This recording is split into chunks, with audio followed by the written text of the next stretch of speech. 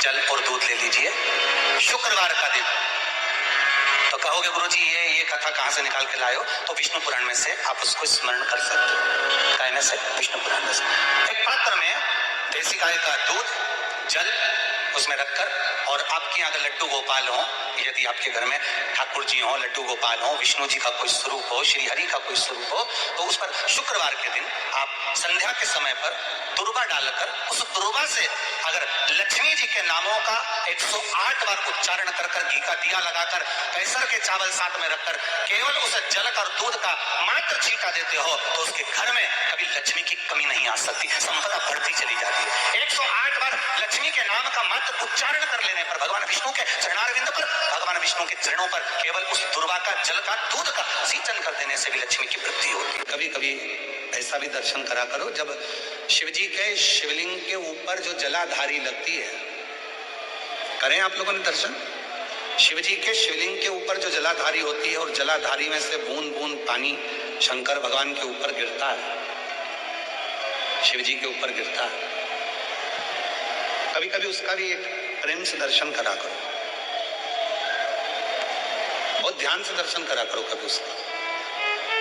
आप लोगों को पहले भी कहा कि जो जलाधारी होती है, जिसमें से बूंद बूंद पानी गिरता है, वो शंकर भगवान की 5 लड़कियां हैं। कितनी बेटियां हैं? 5। सब लोग उसका नाम बोलेंगे। जया, विषहरा, शामरी बारी, दौतली, देव। ये शंकर भगवान की 5 लड़कियां हैं, जो शिव जी के ऊपर निरंतर एक एक बूंद पानी गिरा रही है। निरंतर जल गिर रहा है, निरंतर जल पड़ रहा है। कभी अगर मौका मिला करे तो एक बार जब आप शिव जी को जल चढ़ाने जाओ, लोटा भर के जल चढ़ाने जाओ, भगवान शंकर को जल अर्पित करने जाओ, तो कभी कभी अगर तुम्हारे थोड़ा सा समय तुमको तुम्हारे घर से अगर मिल जाए, तो 2-5 मिनट शिव जी की जलाधारी में से जो पानी गिरता है उसका भी दर्शन करा करो, उसका दर्शन किया कभी कभी। और यहां तक शिवपुराण कहती है, जलाधारी में से जब पानी गिर रहा हो, और भगवान तुम्हारे हाथ में अगर कोई बेलपत्री का पत्ता हो, नहीं हो तो मंदिर की बेलपत्र जो चढ़ी चढ़ाई हो, वो भी अगर आपने शिवलिंग पर चढ़ा दी और थोड़ी देर बैठ गए, और बूंद बूंद पानी उस पर से गिर रहा है, थोड़ी देर वो जया, विषहरा, शामली बारी, दौतली, देव, वो बूंद बूंद पानी उसमें से गिर रहा है, उसको गिरने दो। और थोड़ी देर दर्शन करने के बाद उस बेलपत्र को डॉक्टर जिसको कह दे कि इसकी ब्लॉकेज ज्यादा है,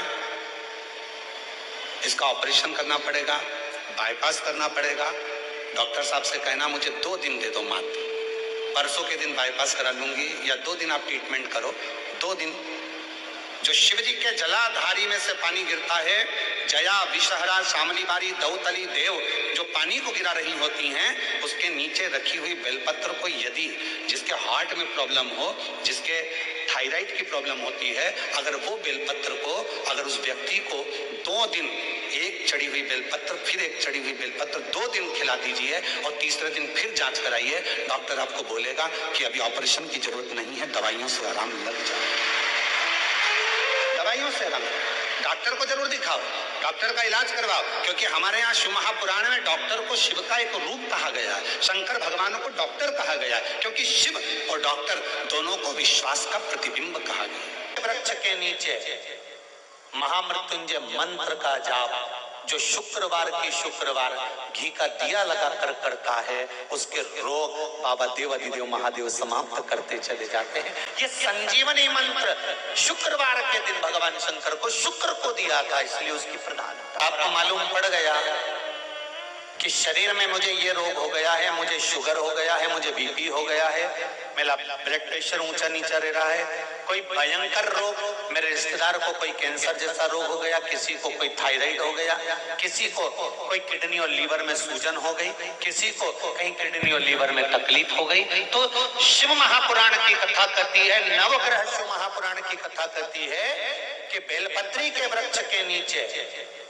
महामृत्युंजय मंत्र का जाप जो शुक्रवार की शुक्रवार घी का दिया लगा कर करता है, उसके रोग बाबा देवाधिदेव महादेव समाप्त करते चले जाते हैं। ये संजीवनी मंत्र शुक्रवार के दिन भगवान शंकर को शुक्र को दिया था, इसलिए उस शिव उनके मंदिर में आने वाले को तुरंत दे देता। जल चढ़ाने वाले को 3 चीजें तुरंत मिल जाती। आप नहीं भी मांगे, आप यदि नहीं भी मांगेंगे तो भी वो 3 चीजें मिल जाती। पहले नंबर पर है शांति, दूसरे नंबर पर है दिशा और तीसरे नंबर पर है सफलता। शांति और बहुत जरूरी है, मन की शांति। आप जब मन से भगवान देवाधिदेव महादेव के मंत्र का उच्चारण करते हैं, आप जब मन से भगवान शंकर के नाम का उच्चारण करते हैं, तब हृदय की शांति अपने आप आती है। इसलिए एक बार दिल से सब लोग पुकारेंगे, श्री शिवाय नमस्तुभ्यं, श्री शिवाय नमस्तुभ्यं। पति पत्नी में आपस में झगड़ा हो रहा हो, बहुत क्लेश है, बहुत ज्यादा। दोनों एक दूसरे का मुंह देखना पसंद ना करते, दोनों एक दूसरे के सामने ना आए। इतना क्रोध जिस पति पत्नी के आपस में रहता हो, अगर पत्नी एक सिंदूरा अगर शंकर जी के मंदिर से पार्वती जी को टच कर पार्वती जी का स्पर्श कराकर सिंदूर उसमें भर कर उस सिंदूर को अगर अपनी अलमारी में रख लेती है, जहाँ तैयार होती है उस अलमारी में रख ले, और भले वो मांग में लगा रही कि ना लगा रही, थोड़ा बहुत भी लगाया तो ठीक है, ना लगाए तो अलमारी में रख भी ले, 20-22 दिन के अंदर हमको पत्र लिखकर बताना कि उसकी लड़ाई झगड़ा कम हुआ कि नहीं हुआ, उसका आपस में मेल बढ़ा क्या। तो एक प्रैक्टिकल करके देखना कि श्योर वाला महाराज ने झूठ तो बोल के। सारे ज्योतिर्लिंगों में आप जाकर दर्शन करेंगे तो गोल जलाधारी मिलेगी और उत्तर की ओर उसका जल जाते हुए आप दर्शन करेंगे, ठीक है। एक जलाधारी जो गोल होती है, एक जलाधारी जो गोल है और जिसके चरण उत्तर की ओर गए हुए हैं, उसका जब हम दर्शन करते हैं तो वो मां जगज्जननी पार्वती जी का हस्तकमल शिवलिंग विराजित है। एक जलाधारी होती है चौकोर। काशी गए हो आप लोग? अगर काशी में अगर आपने दर्शन करा होगा तो वहां पे जो जलाधारी है वो चौकोर है महाराज। एक गोल जलाधारी होती है जो सर्व कार्य करने में, पूर्ण फल देने में प्रबल होती है महाराज। और जो चौकोर जलाधारी होती है ये मुक्ति देने में, मतलब मोक्ष की जो कामना करने वाले होते हैं, मुक्ति की जो कामना करने वाले होते हैं, मोक्ष की जो कामना करने वाले होते हैं, उसके लिए चौकोर जलाधारी का स्मरण कराया जाता है।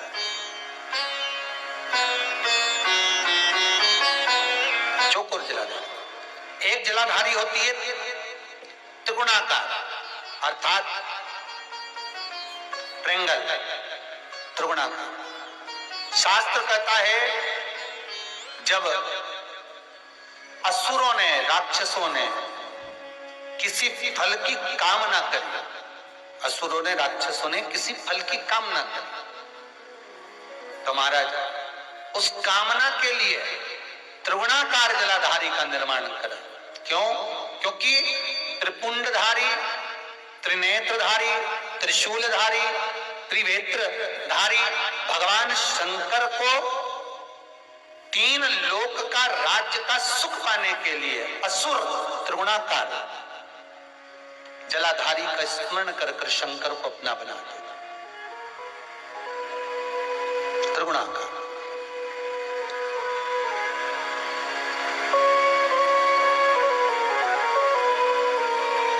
एक प्रसंग बड़ा सुंदर सा है स्कंद पुराण का कि भगवान शंकर पर जो जल चढ़ता है वो उत्तर दिशा की ओर क्यों जाना चाहिए, ठीक है। और पूजन करने वाले व्यक्ति को महाराज दक्षिण में बैठकर उत्तर की ओर मुख कर शंकर का अनुमोदन क्यों करना चाहिए, ठीक है। जब हम शिव जी की अर्चना करते हैं तो हमारा मुख कहाँ ज्यादा होना चाहिए? उत्तर की ओर, ठीक है। दक्षिण में, दक्षिण की ओर से हम बैठे, जहां भगवान का जल जा रहा है महाराज उस ओर देखते हुए, अर्थात उत्तर की ओर हमारा मुख होकर हम भगवान के शंकर की आराधना करें। जैसे पूर्व अभिमुख होकर शिव की जो आराधना करी जाती है वो एक श्रेष्ठता का फल देते हैं, फल देगी, मना नहीं है।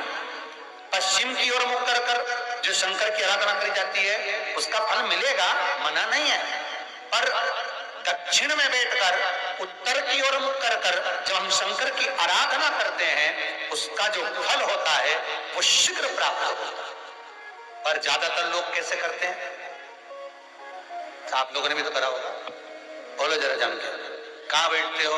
महाराज जी उत्तर की ओर तो जलाधारी का मुख है, ऐसे सहज भाव। ये शिवलिंग है, ये जलाधारी, ये उत्तर की ओर है। तो तुम लोग कहां बैठोगे? ये यहां जा रही है तो ये शिवलिंग है तो तुम इसके सामने बैठोगे, कि जल यहां से जा रहा है तुम उसके सामने बैठो। और बैठना कहां चाहिए? जहां शिवलिंग है यहां से जल बह रहा है तो यहां बैठो। फिर बाद में लोग कहते हैं महाराज जी हम तो शंकर जी की खूब पूजन करते हैं, हमने तो खूब अनुष्ठान करा और फल कम क्यों मिला? उसका कारण है पूर्व अभिमुख होकर करोगे मिलेगा पर थोड़ा समय लगेगा, पश्चिम अभिमुख होकर करोगे मिलेगा, थोड़ा समय लगेगा।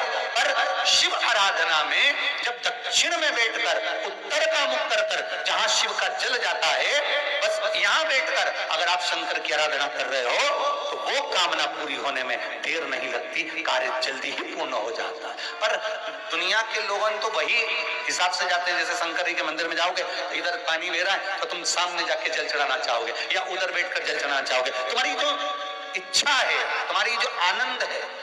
ब्राह्मण भी अगर आपको बिठाएंगे तो पूरा पश्चिम का मुख कर बिठाएंगे, यहाँ बैठ जाओ, यहाँ से पूजन करो, यहाँ बैठ जाओ। पर उसमें शिव महापुराण में, स्कंद पुराण में कहा गया कि भगवान शिव को रिझाने के लिए सर्वश्रेष्ठ स्थान कि काल को भी जीता जाए और दक्षिणवर्ती का काल जीता जाए, दक्षिणवर्ती का पितृभाव, असुरों को हर तरह से जो हमारे कार्य को सिद्ध करे। तो उत्तर की ओर छोटा सा शंकर जी का शिवलिंग है, छोटा सा शंकर भगवान का शिवलिंग है। या आपके घर में कुबरेश्वर धाम का कंकर है और आपके घर में यदि शंकर भगवान का शिवलिंग है या सीहोर का रुद्राक्ष हो या शंकर भगवान का शिवलिंग हो या कंकर शंकर हो, तो निवेदन है जहां पर भी शिवलिंग आपके घर में विराजमान है, अगर छोटी सी कटोरी में एक बेलपत्र को आप नीचे रखिए, छोटी सी कटोरी उस बेलपत्र के ऊपर रखकर उसमें थोड़ा सा मधु शहद शंकर भगवान की साक्षी में शिव जी के सामने अगर शुक्रवार की शुक्रवार रखना प्रारंभ कर दो, धीरे धीरे संपदा की वृद्धि अपने आप होना। जब व्यक्ति के मन में अहंकार आ जाता है, जब व्यक्ति के मन में अभिमत्ता आ जाती है, थोड़ा सा अभिमान आ जाता है, तो वो भगवान से दूर हो जाता है। तीन चीजें भगवान से दूर कर देती है। पहले नंबर पर व्यक्ति के भीतर का अहंकार, दूसरे नंबर का हमारे भीतर की ज्यादा कामना,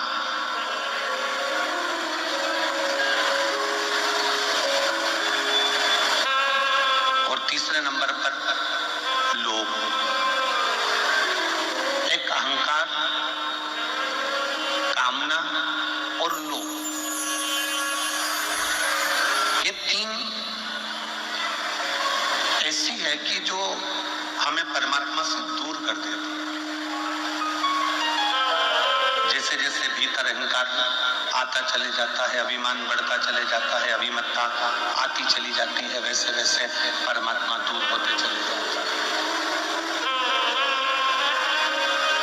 भीतर काम जाग जाता है, कामनाएं बढ़ती चली जाती है, भगवान मुझे ये दे देना, भगवान मुझे वो दे देना, भगवान मुझे ये प्रदान कर देना। और मान लो भगवान ने यदि तुमको वो नहीं दिया तो तुम्हारे भीतर निराशा उत्पन्न हो जाती है और तुम भगवान से दूर हो जाते हो।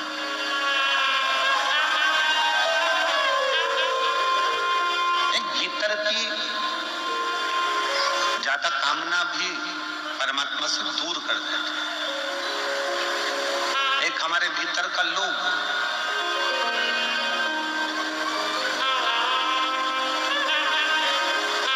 ऐसा नहीं है कि भगवान ने किसी को कुछ नहीं दिया।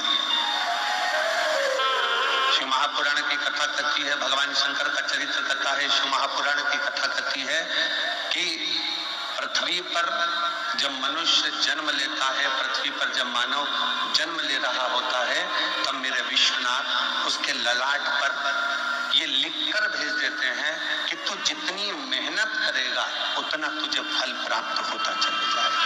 तू जितनी मेहनत कर,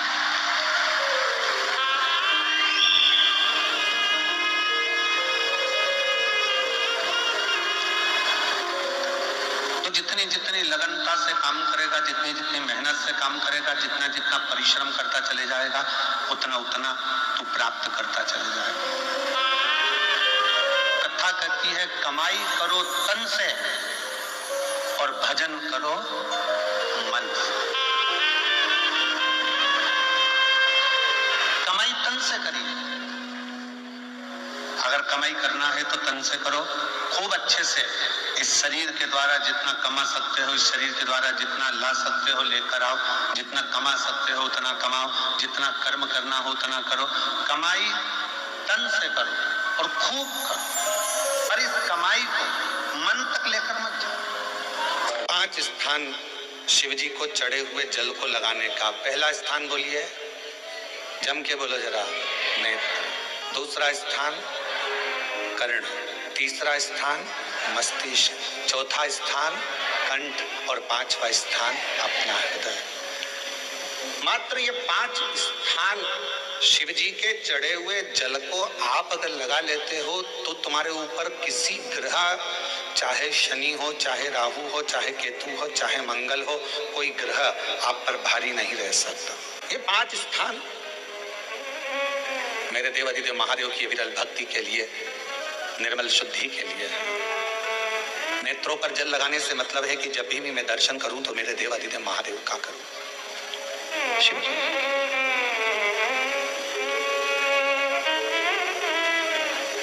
कंठ पर जल लगाने से मतलब है कि मेरे मुख से जो वाणी निकले, और मान लो मेरे मुख से कोई अपशब्द निकल गया तो किसी का बुरा ना हो जाए। कर्णों से जल लगाने से मतलब है कि मेरे कानों के माध्यम से जो शब्द मेरे अंदर जाएं वो मेरे जीवन का कल्याण करें। मस्तिष्क पर जल लगाने से मतलब है कि मेरे भगवान के चरण का जल, उनकी रज मेरे सिर पर चढ़ी रहे और मेरे जीवन में कभी अहंकार ना आए। हृदय पर जल लगाने से मतलब है कि मेरे हृदय में भगवान शंकर के चरणों का वास नित्य प्रति रहे हमेशा। ये 5 स्थान, जिस लड़की को, जिस लड़के को मंगल है, और ब्राह्मण देवता ने यदि आपको कहा कि इनको मंगल है, इसकी शादी में देरी हो रही है, मंगल के कारण अगर शादी रुक रही है, देरी हो रही है, विवाह में देरी हो रही है, तो उस बेटी और बेटे को 3 महीना लगातार शिवजी पे चढ़े हुए जल को इन 5 स्थान पर लगाना प्रारंभ कर दे।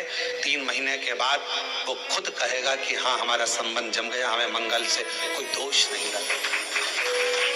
स्वयं शिव कृपा करते हैं। हम शंकर जी को क्या चढ़ाएं? हमने कहा जल चढ़ाओ, तो क्या जल लेने के लिए घर जाना पड़ता है? तो फिर हमारे पास तो वो भी लेने के लिए घर पर से हमारे पास पात्र नहीं, हम क्या करें? हमने कहा शंकर के मंदिर चली जा, 3 बार ताली बजा दे। उसने कहा ताली भी नहीं बजाए तो? हमने कहा मुख से बम बम बोले बोल दे, उतना ही बोल।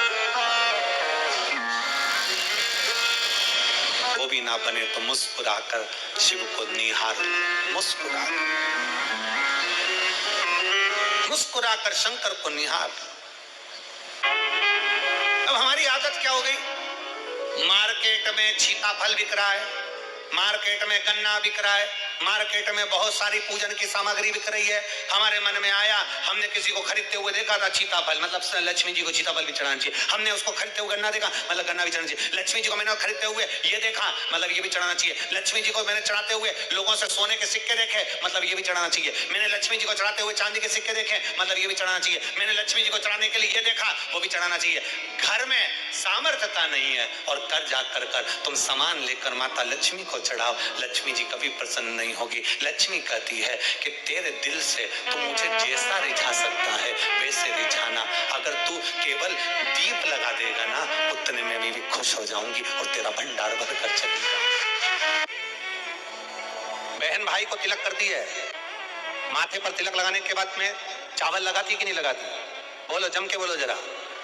लगाती है? बोलते जाओ जरा। लगाती है, ठीक है।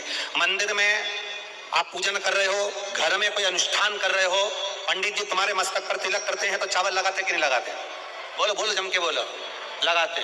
तुम्हारे घर में शादी ब्याह होता है तो तिलक कराया जाता है तो चावल लगाया जाता कि नहीं लगाया जाता?